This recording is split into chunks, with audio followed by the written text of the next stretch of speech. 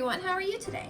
So in this video we are going to be going over how to remove stains from a menstrual cup, which obviously means that I have a stained menstrual cup here. If that is something that bothers you, if you don't want to see that, if blood stains or anything like that is something that could be triggering or harmful to you, then go ahead and click off. I will see you in the next video. That does mean that I am going to be showing you a stained menstrual cup today, so I just want to go ahead and get that out of the way, preface the video with that, and we can all be on the same page.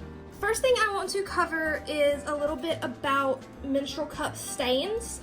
Typically, you can get a light stain off of your cup just by washing it vigorously under some warm water with some gentle soap that is recommended for your menstrual cups. You don't want to use anything that's going to damage your cup or your pH balance. If you don't want to use soap, that's also perfectly fine. You can wipe the cloth down with a damp wash rag. That will also help. One thing that does help if you notice staining around the holes in your cups is to use these dental picks. They have a little brush on one side and they're just solid plastic on the other.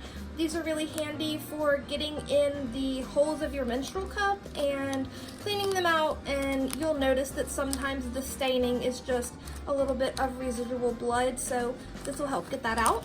Before I get started showing you how we prefer to stain treat our cups, I do want to say that you should always follow the directions of your cup manufacturers, not just some person on the internet like me. The cup manufacturer is going to have done research and they know what their materials are and they know how to best take care of their materials, and that's something that you can reach out to them specifically and see if they recommend anything in particular. Another thing to note is that it's not recommended that you stain treat or soak your cup every month.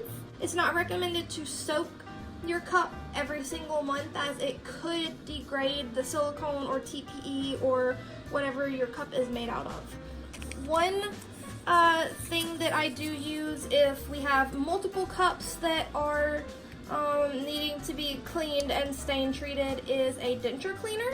This is just a regular tablet. You can get them in like a pack of 100 and something at Walmart or your local pharmacy or what have you. Some cup companies do not suggest denture tablets. Some think that denture tablets are fine for their product, so that's just a cup by cup basis or a person by person basis. But I do sometimes use these when I am stain treating some cups. One product that we do use a lot is hydrogen peroxide. You would get it at your pharmacy or your Walmart or what have you.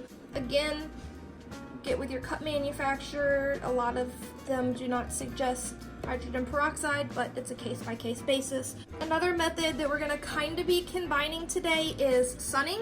You do not have to sun your cup in a liquid. You can just put your cup on a windowsill that gets direct sunlight or on the dashboard of your car or something like that, and the sun will get the stain out of your cup. But again, be careful with that because it could damage your cup potentially. Here is the cup that we are going to be stain treating today.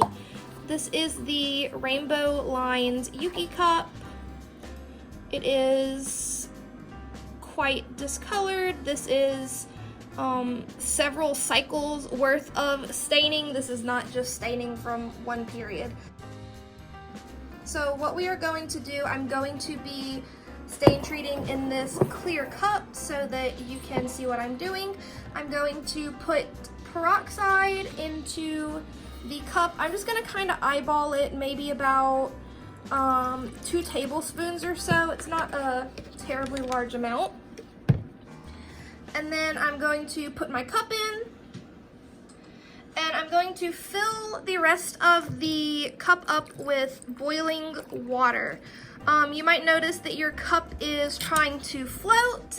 If it is trying to float, I always suggest putting your cup in with the top up, and then when you're filling the water in the cup, it'll fill the cup and the cup won't float anymore. So in this cup we have hydrogen peroxide and just some boiling water.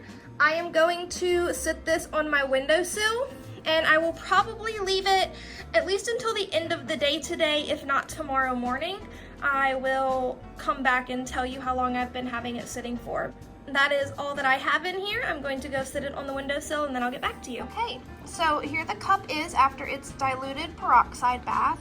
I did leave it in overnight, so it was in there about 10 hours or so. That wasn't completely necessary. I just forgot about it and went to bed, so it was in there maybe a little longer than it needed to be, but as you can see, all of the holes are clear.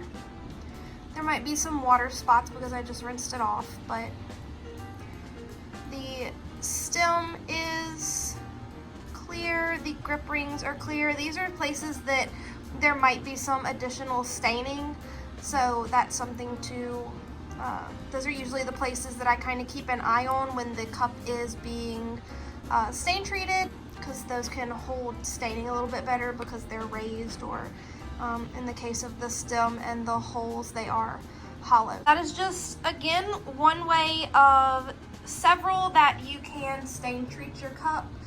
This is not something that I do all of the time. Like I said, it's not something that is done every single month. It's just kind of done as needed when the cup starts getting dingy, like you saw in the last clip. It is not necessary to stain treat your cup if you don't want to. There are black cups for that specific reason, so you don't have to stain treat them. There are brown cups for that specific reason, so if you don't want to stain treat your cups, you can always get a cup that just won't show stains.